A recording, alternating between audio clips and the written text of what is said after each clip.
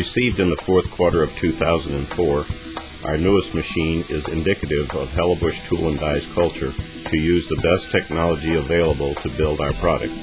It is a FIDIA K199 high-speed 5-axis machining center, 46 horsepower spindle, 79-inch by 49-inch table, travels of 76 inches in X by 36 inches in Y and 33 inches in Z.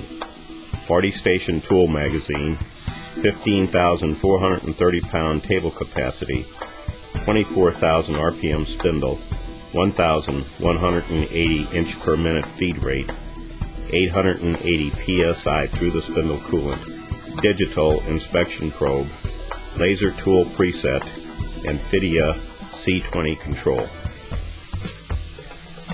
In addition to the benefits of high-speed machining, our 5-axis machine has two additional benefits.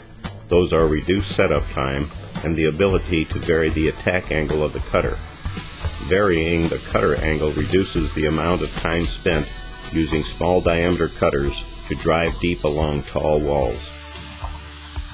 This acquisition is another example how we have improved our productivity and quality simultaneously.